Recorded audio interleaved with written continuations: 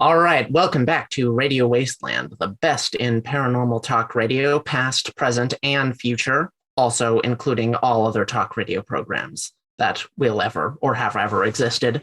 I'm Kara Kittrick, and I'm joined today by Chauncey Haworth, who is the host of this program and the creator of Radio Wasteland, here to talk about Christmas, blackface, and a short story he wrote called Black Pete, as well as all manner of Scandinavian Christmas legends.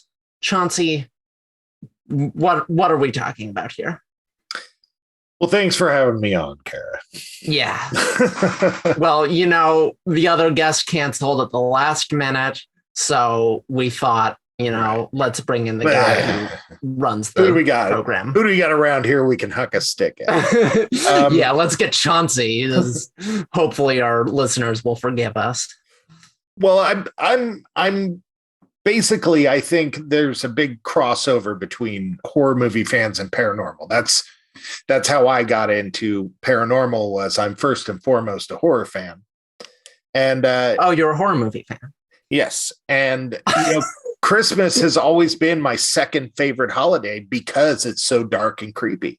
There's so much dark and creepy history to it, and I don't think most people know that. More people know that today than used to, but and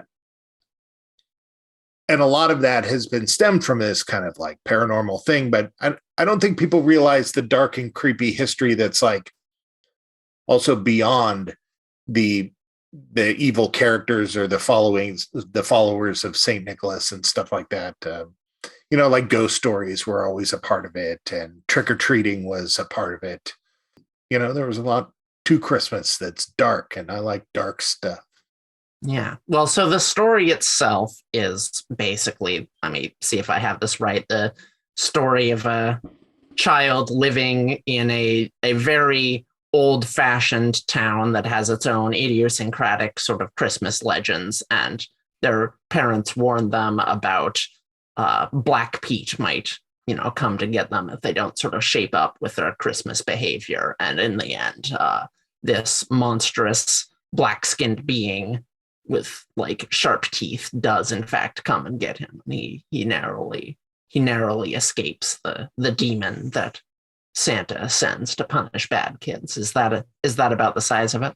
Yeah. It's pretty much Santa and a bunch of demons, because one of the there are a lot of different these are isolated towns, and it's cold time of year, so they're doubly isolated. Once right, you don't go trekking around. I'm going to see what the town up there does for Christmas. You're staying put, and you're not opening the door. If you're visiting, you live there now.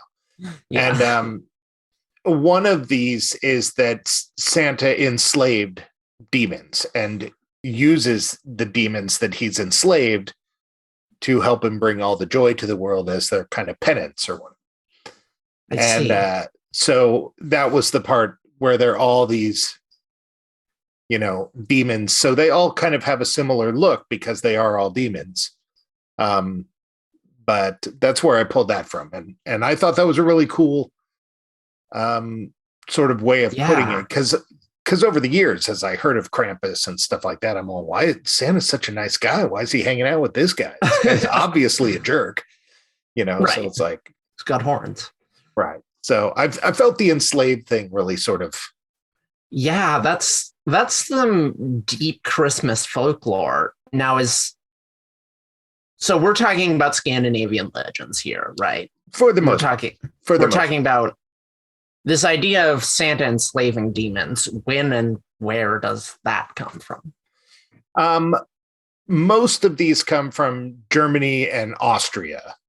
Okay. So it's not even Scandinavian. It's like right, but some of them span out, and I can't pretend to be Northwestern, an expert on it. I basically there was a reason behind doing this. And so let me explain why I don't. Okay. There was a reason behind doing this. I decided I wanted to write this story because I loved all these things. And in looking at it, every time I'd look at it, a very common character was Black Pete. And every time I came to Black Pete, I'm just, oh man, this guy's a little shady. I'm not sure I want to have anything to do with this story. Yeah. And the reason being that Black Pete traditionally in these towns is played by a person in blackface. Oh, right.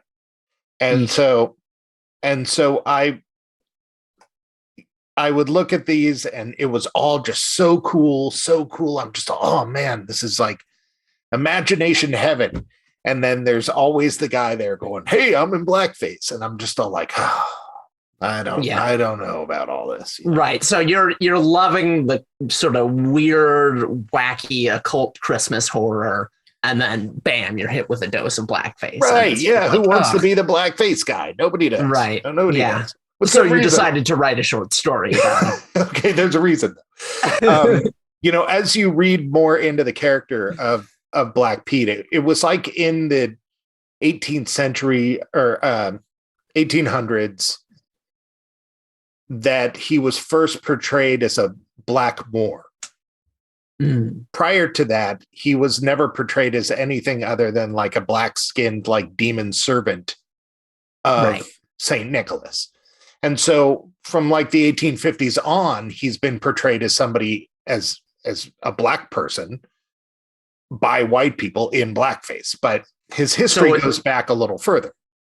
I was actually wondering if that was probably the case, because I happen to know in a lot of like older Scandinavian legends of like the Draugr, which are these undead who live in like basically burial mounds and attack anyone who comes in and like attack nearby villages, are thought to have blue or black skin.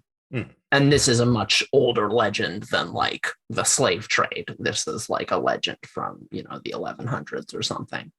Right. So I wondered if it was maybe that, but it sounds like what you're saying is like these were sort of Norse folklores of just a black skinned monster that later became racialized because people were like, hey, black skin, we're horrible. We can run with that. Because I mean, they live in, isolated mountain towns of white folk, and probably when they found out that black folk existed, there was probably some tie in their folklore for, and that's easy to say that like your average Joe who's working at the grocery store or whatever goes like, oh, black people exist, well, this must be. That's probably not how it really happened.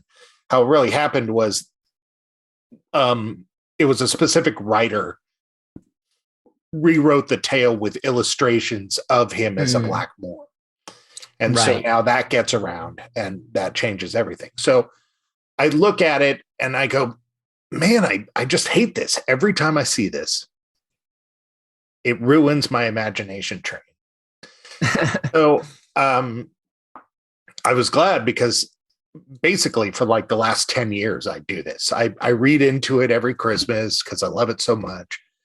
And this time I finally read deep enough into Black Pete where there was history beyond that. And I thought to myself, okay, well, I'm not going to let people being stupid ruin this for me. And I'm just going to attack this head on. I'm going to attack this head on, and I'm going to rewrite this. Other people rewrote this tale into something that I don't like. So I'm going to rewrite this tale into something I do like. He is not an Arab. He is a frostbite skinned demon, and I demand that he be treated as such. Yeah. And although I like that take, I didn't realize that take, the frostbite. Yeah, well, that's where it came from. Is these really cold bodies that would end up looking sort of blue or purplish or even kind of black in death is why Draugr were portrayed as being black. And to be fair, like the Vikings knew black people exist. Like the Vikings had extensive. Yeah, they had boats. They weren't in the Alpine Mountains.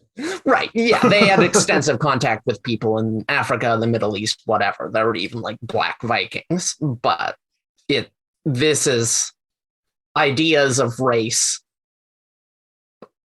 like the ideas of like black and white is kind of developed later. This was just spooky frostbite corpse. Right.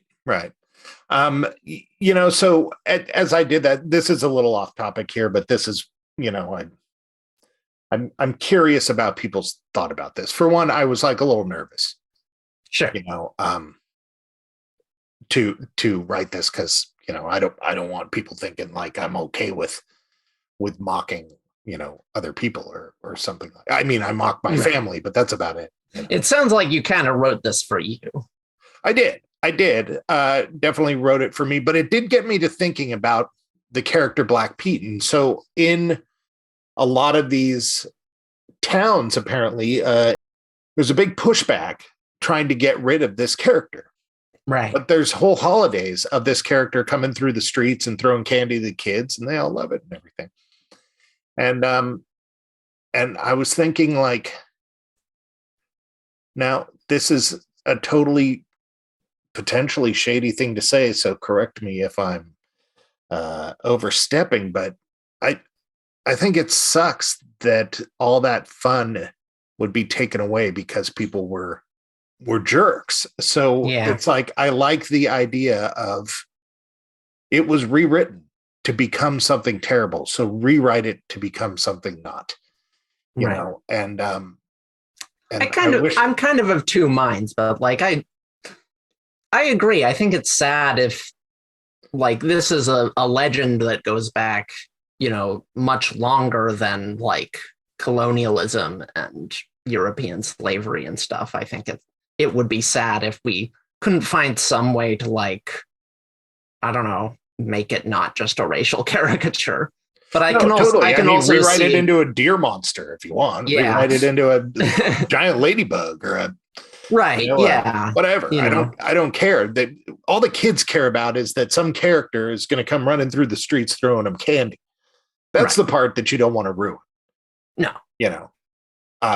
That's really the part that I'm moving on to. Now, the other one was done just for me. Black Pete is done just for me because I want demons. I like demons. What am I going to do?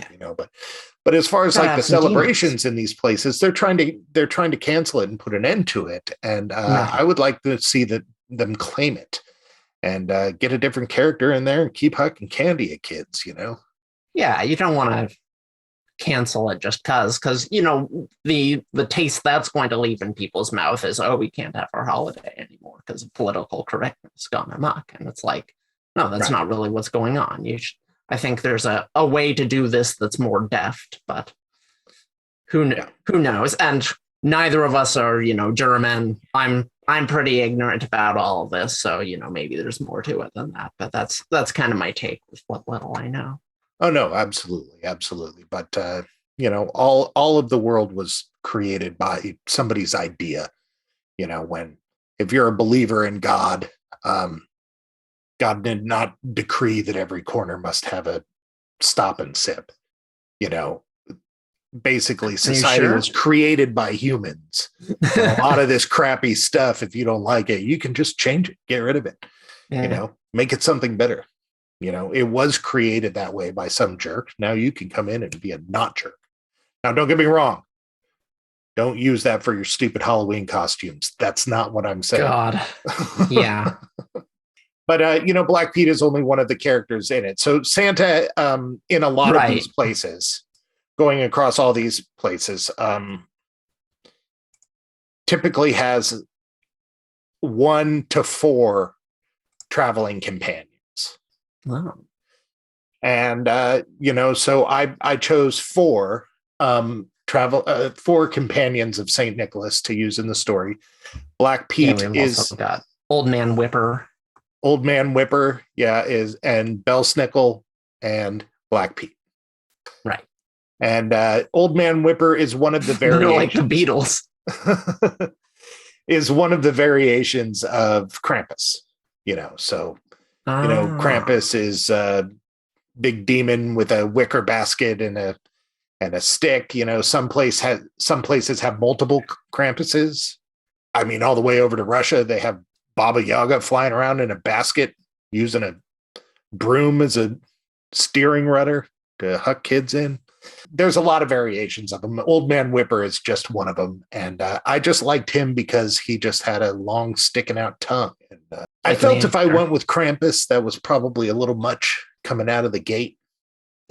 Well, Here's the thing. I didn't know there were any of these characters in the first place. I've heard of Krampus, sure. Right. Never heard of any of these other guys. Oh, really? Is this like a common... How widespread was this idea of Santa with like this entourage? Was this just a German thing? Was this all over throughout Europe? all the Scandinavian alpine countries? Weird. Yeah. And and it gets weird in some of them. Yeah. Yeah. It gets really weird in some of them. Like my Belsnickel.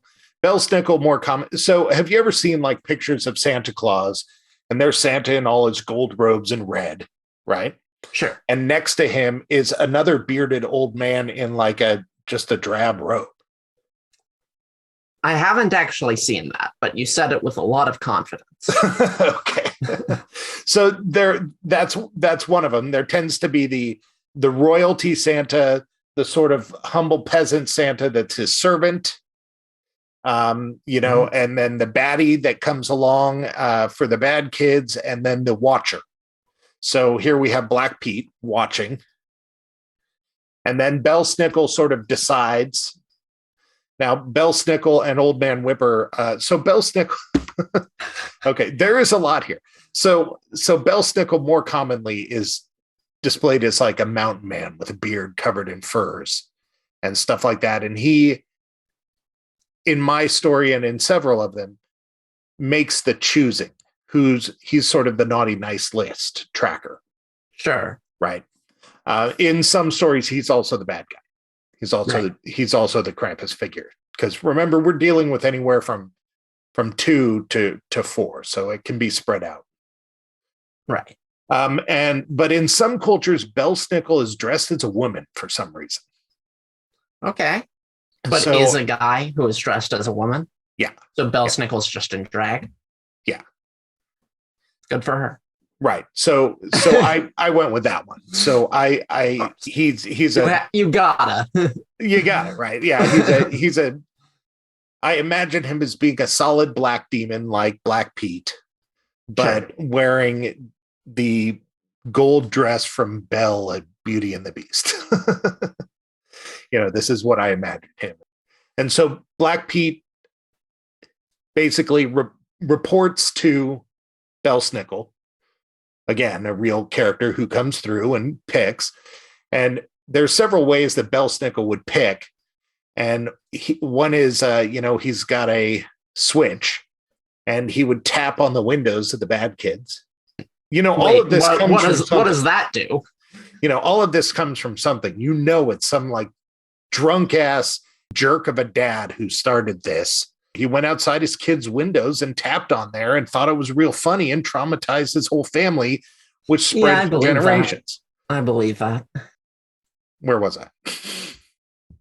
Okay, Belsnickel. Yeah, there's a couple of ways. One is like the good kids would get a bundle of sticks painted gold, and the bad kids would get like a single stick painted silver. Okay. Silver's so still you knew pretty you were good. bad at that point. And you knew that Old Man Whipper might be coming for you. Now, was Old Man Whipper called that because he like whipped bad kids? Yeah. Or was that just his name? Oh, okay. Oh yeah, he whipped him with a stick. So that's more like a title. Like his name was probably just John or something. He has a name and it's French, and I don't think I could pronounce it. That's valid, frankly. Knight. It stands for Knight something, but again, all of these characters cross over drastically from place to place. Like, so what I'm calling the scribblers in there, those are another one. So my dad's boyfriend growing up was from Germany, and I asked him, "Hey, did you guys have Krampus where you guys are from?" Mm-hmm. And he said, "No, we had like a lot of little Krampuses." So in his town, they would dress up all in black, the little kids, and they would run through the town sort of teasing the adults. And they were all in blackface. And he said that it was soot, supposed to be soot, but was it though? Was it? So there's a lot of this going Mhm. on in these mountain towns, and it's, to bring it back around to blackface, I guess. But there is a lot of this going on in these mountain towns. But there's also a lot of people pushing back, trying to get rid of it in a lot of these cases. But Yeah, maybe retire the soot face bit. That doesn't oh no, I totally agree seem with great. you. Oh yeah, Yeah. no, I totally agree with you. The only thing that these people need to hang on to, in my opinion, is the fun that the town has together. Right. Well, like they can do all the same replace stuff. it with something Yeah. entirely different. Entirely Yeah. different. Germany has not Germany, Russia. I want to say it's Eastern Russia has a really cool way of dealing with it. They have a bad Santa, and he wears all black, so he looks a lot like regular Santa. Goth Only Santa. instead of red robes, he's wearing all black robes. Love that. Yeah, and so there's something to be learned there. There's something good there. It's my jam. So traditions. The first time Russia has done something right on a cultural issue that totally Western Europe has gotten wrong. But their good guy Santa actually wears blue, not red. Oh, that's weird. Don't like that. Father Christmas, and then there's this snow maiden who's his like daughter, and she's like a beautiful hot chick and all. And I say specifically beautiful hot chick because that's how she's portrayed as like the snow beauty. And she has all blue robes and furs as well. So in this Christmas cosmology of the, northern latitudes, do we still have elves, Rudolph, et cetera, et cetera? Is that purely American? Yeah. Okay. Yeah. All of that. Oh, go ahead. Well, all of that really started, really didn't kick off hardcore until the 1940s and 50s. Huh. So, I mean, while they do stem from things prior a lot of the time, this whole commercialization of Christmas with jolly old Saint Nick and the elves and Rudolph and all this stuff, this was not a thing prior to the 40s. Yeah. Well, I think it was a broad collection of things, but sorry. I think, society and secularism and the war on Christmas has really just brought us just further and further every year away from the true meaning of the holiday, which is Bell Snickle, Old Man Whipper, and Black Pete, who are always watching you and might hurt you if you're it's as much misbehaving child. Yeah, this is going to be controversial too, but it's as much a reason for the season as Jesus, if not more so. Yeah. Well, so I feel like it depends on where you live, because it does. Yeah. I think if you live in those places, sure. If you live in the United States, well, I don't know. We never had. Did those legends ever get transferred to here, or were they pretty much left behind in Europe? Oh no, absolutely. Up in it absolutely came here. Am I losing connection?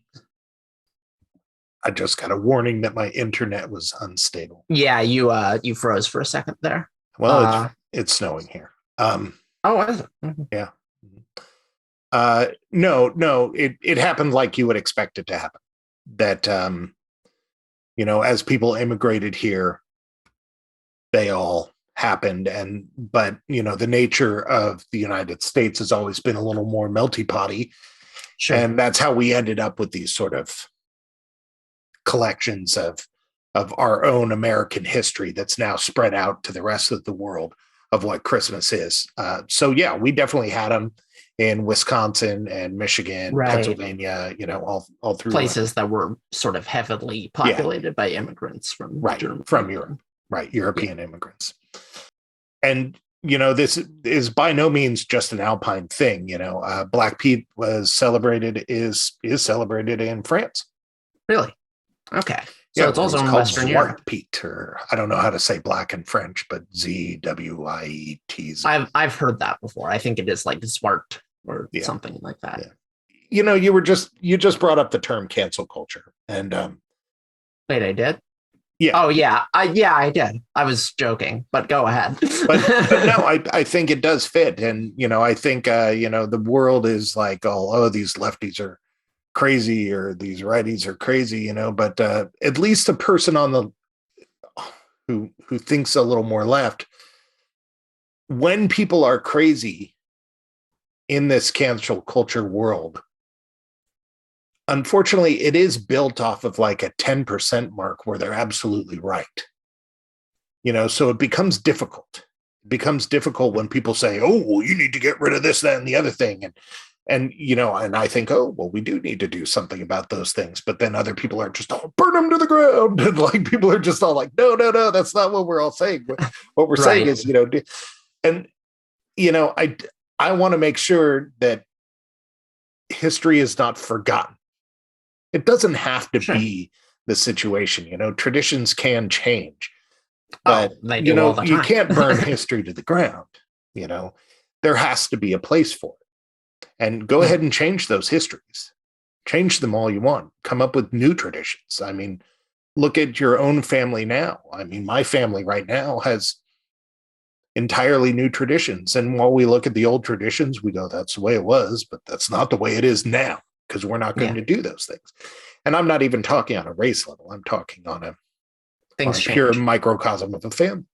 Yeah. Traditions change as you go. So, but well, like you just said, a lot of our beloved Christmas traditions of the last few generations are not that old. Yeah. At least we're getting rid of them for good reasons now. I'll throw this. Yeah. At least getting rid of them for racism, that's good. Because for decades we were getting rid of them for religious reasons, and that's not so I don't know. How do you think the world should address these things? I mean, I think it's basically what you said, but I think in general, the thing to do is like listen to the people who are specifically saying, hey, this is offensive for X, Y, and Z reasons, and, evaluate those arguments from there. And I think a lot of times, I think it's generally obvious why like blackface is not okay, even if you're like, oh, I didn't mean it in a racist way. Right. It's like, like I did.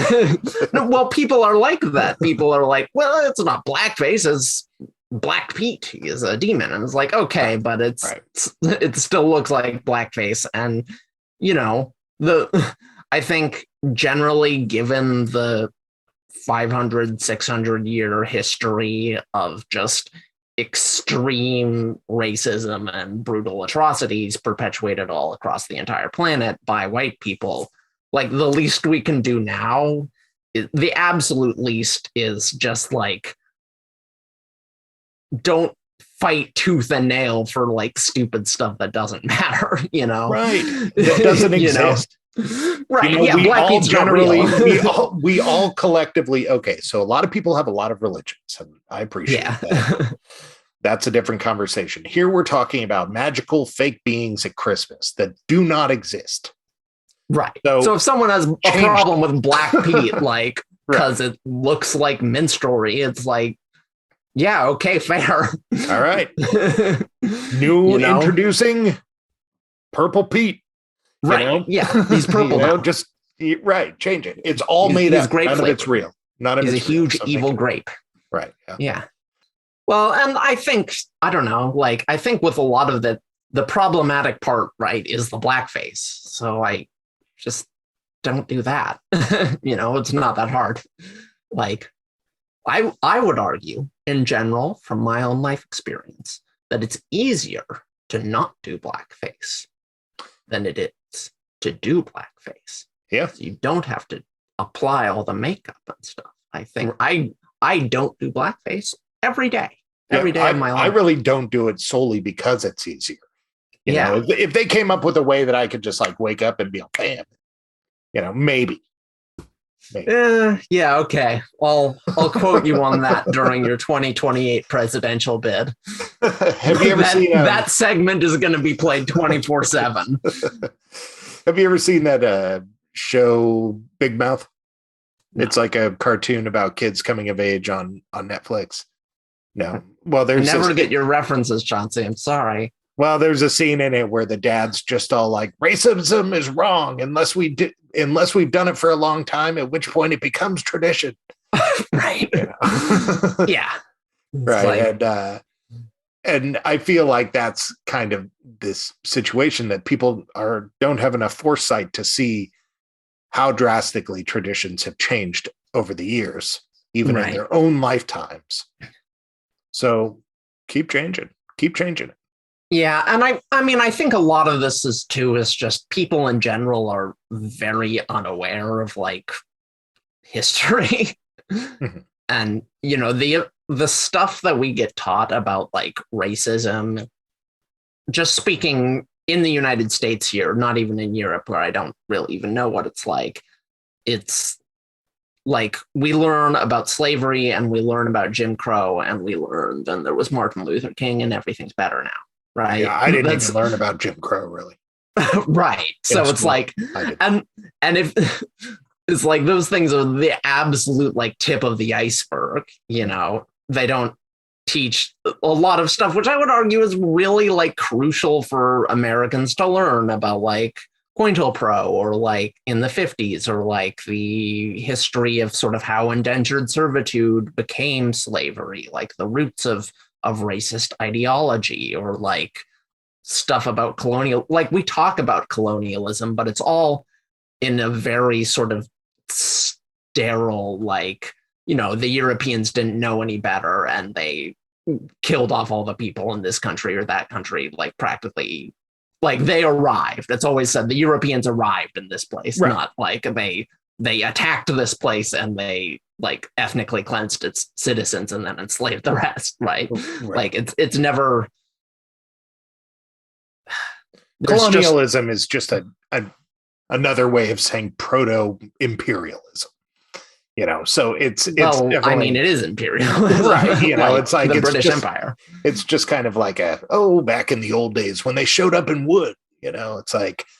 Right. Well, I think in our history books, it's often kind of portrayed as like the British showed up and took over administration of this place. And it's often, honestly, in some history books I read in like 5th grade and stuff, it was kind of like portrayed with the attitude of, and they brought many innovations from Europe, like industrialization, like, you know, the natives didn't know how to govern themselves. And like, it's never shown that like, no, they extracted trillions of dollars in today's dollars of like wealth from these places. You know, they absolutely ransacked every place.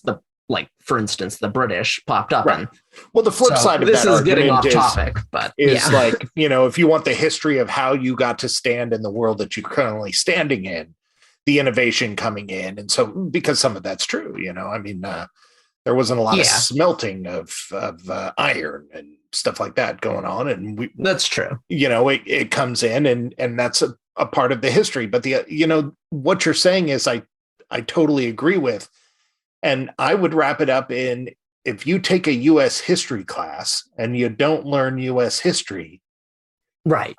You probably need to take another class. You know, how can you teach kids U.S. history without teaching them all of that?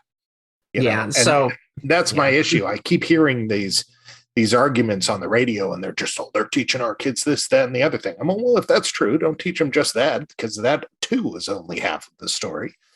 You know, right? you got to teach them the whole story and leave out all the damn adjectives. This is again my problem. We've talked about this before with the news. You know, part of the problem and part of the reason why people get upset when history is taught is the biases of historians. Sure. And you put in a lot more adjectives when you got an angle. Yeah. So you're saying you want like the simple Wikipedia version of history, you know, lots of information, but taught using, you know, the 100 most common words in English. The what? The 100 most common words in English. Yeah. Yes. Yeah, okay. Well, I mean, if you're not going to have another class, Listen, show me another class where kids are learning more than the 100 most commonly used words in English, and I'll expand that to the 1,000. But I mean, if we don't have a class that's teaching them more than 100 words, no, absolutely not. Don't word it in any. Yes, that is exactly what I'm saying. Yeah, well, I think a lot of this is like the way we do it now is kind of like you get sort of the hero worshipy, you get the version that is not too upsetting to either kids or parents up until like high school. And then you go to college and you get the version that is understood by like all historians, basically. Right. And that version is immensely distressing. So it's like people go to college and, they immediately are like, my country did what? Like, it's actually quite, I don't know. Not everyone who goes to college even like takes humanities classes, but sometimes it can be like, you take these classes and it's like, hold on, the CIA did what thing? Like, oh yeah. So it's, maybe a gentler angle of entry where we just like don't lie to our kids for 14 years or whatever, and then send them to college and be like, but none of that was like true. It's this now. And it's like, okay, right. That was not eloquently put, but what I'm saying is, we should maybe get some of these viewpoints in there earlier. But well, I'm guessing I've probably told you this before, but bringing this around full circle, I had this issue with my daughter Harley when she was born. Both my wife and my kid's mom, so Harley's like 3 or something at that point. I'm talking to both of them, and I'm just all, I don't want to lie to Harley and tell her there's a Santa. I feel a little weird about lying to my kid about magical beings. And they're both all like, oh, you're being stupid, whatever. Just let her have her fun and blah, blah, blah. So I lose, I got the kid mom, I got the wife, I lose. Sure. And like, years later, Harley's like too old to believe in Santa, but she totally believes in Santa. And finally, I'm telling the two of them, I'm just rip that Band-Aid off. We need to tell her. We have to stop this. Right. And they're just all right, go ahead and tell her. She's going to be taking physics classes, and she can't think that a reindeer can travel around the world in one night. Right. Yeah. She's like 9 or something. She's like getting too old to not have. Yeah, that's too old.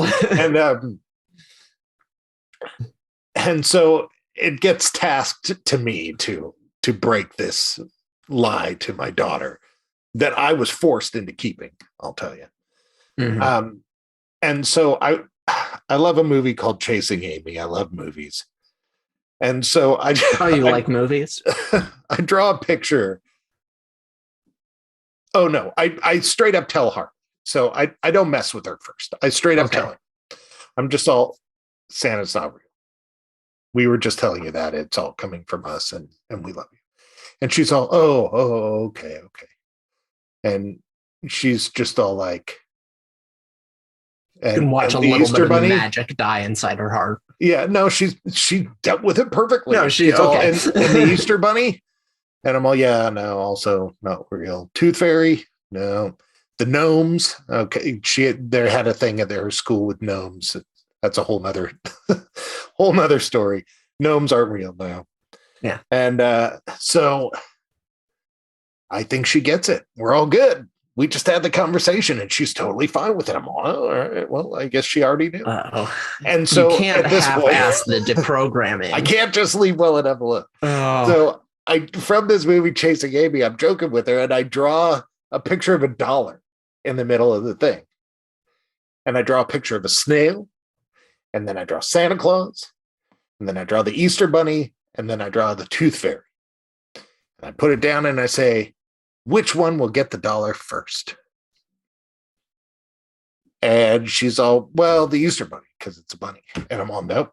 And she's all, tooth fairy, because it can fly. And I'm all, no. She's all, Santa.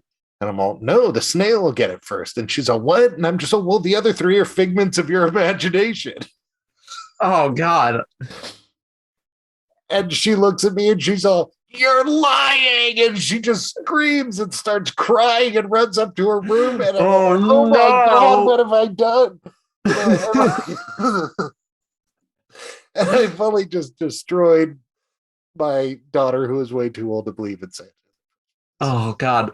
You had it. You did it perfectly. And then you're like, I'm gonna ram this nail in. And she needed to marinate on it first. She wasn't ready. Oh, that's hilarious, frankly. God, I feel so bad about it. And oh man. So in this case, in this metaphor, the dollar picture is learning about racism in your college history classes. Yeah, well, yeah. Honestly, yeah, that tracks. All right. Well, we probably had enough fun here. We've beaten this over the head, but you heard it here first. The 1619 project is good. Critical race theory is and should be being taught to your kids right now. Santa Claus isn't real. Probably is under a different name. Yeah. It's not really critical. A big secret to teach your kids that they're bad. Yeah. The teachers are showing subliminal messages in their little like slide projectors that are from the 1970s because the school hasn't gotten any more money since then. Yeah, well, I got to say, I think a big problem there has never been a point where my kids came home from school and I had a problem with something that they learned. No. And I've raced through. There were times that they came home and I felt like something they had learned was wrong, but frankly, I just explained it to them. I'm just like, well, dinosaurs probably had feathers, and there's a few other things that they're probably just not getting right in your books, and right. I take the other side, a great you ever read The People's History of the United States? Yeah, a while ago, but with Howard Zinn. I think that's an interesting read. Zinn, I think is his last name. Yeah. But in the introduction, he says, historians are biased just like anybody else, and read their book, read my book, and read a few others, and somewhere in between is probably what really happened. Right. And I think that's fairly accurate, Yeah. Don't pump your kids' brains with information. Teach them to be smart. Yeah. I will push back a little. I agree generally with that. I think there are some select issues where you're going to get, 90% of historians say one thing and like 90% of not historians say something else. And I think in those situations, you just need to be like, hey, the historians are right, Oh, yeah, that's another problem in our world is defining who is and who is not a historian. Right. Yeah. Well, I think there's a lot of, Bill O'Reilly writes a history book. Now he's a historian, right? Right. No, he's a pundit. He doesn't know anything about history. No, a historian is somebody who's dedicated their life to the study of history. Right. But on the other hand, like history isn't hard science and, thoughts about history change. But on the other hand, historians aren't idiots. And if 90% of them believe something, maybe it's wrong. Like that's possible, but probably not. All right. You've been listening to Radio Wasteland at our Christmas / blackface episode. The double feature of the year. Christmas and critical race theory. I'll put a link to the story and somebody can tell me if it's bad. Because I really am curious. I do like, this about me. I like to take a topic that's questionable and kind of poke at it with a stick. I kind of like to set other people up to go off on a topic. But this one, I actually can't put myself out there. And I do need to throw in that my story does not deal with blackface at all. My story is not purely just there's a demon called black people. It is rewriting the story the way I think it should be. All right. Merry Christmas, happy holidays, and what's the Christopher Columbus isn't real.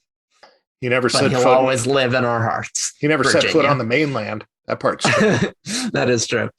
I got a thing of Christmas cards one year, and so this war on Christmas. All right, I'm just not going to stop. We're not going to end the show. We're just going to keep almost ending the show, and So I came home the other day. Listener.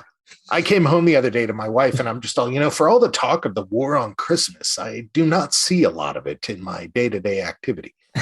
There seems to be a lot of Christmas going around. I got this thing of cards one year. And the story's not over. And one of the cards, there was 3 different types of cards in the box. One said, Merry Christmas. Okay. One said, Happy Holidays. Okay. For the people who don't do Christmas. They do other things. And right. One of them said, Winter Wishes, which I thought was hilarious because it's totally just like, I can picture some crappy aunt, some crappy, fully just Jesus-loving aunt, my aunt, sending me the winter wishes as this sort of like half love, half screw you sort of thing, Yeah, send the winter wishes. You don't celebrate it? Well, here's the winter wishes card. God, the winter wishes card. Yeah. But on the flip side, you can send the winter wishes card to your evangelical relatives and just imagine, their blood pressure skyrocket. Good point. All right. And, it's a powerful weapon in the war on Christmas. Yeah.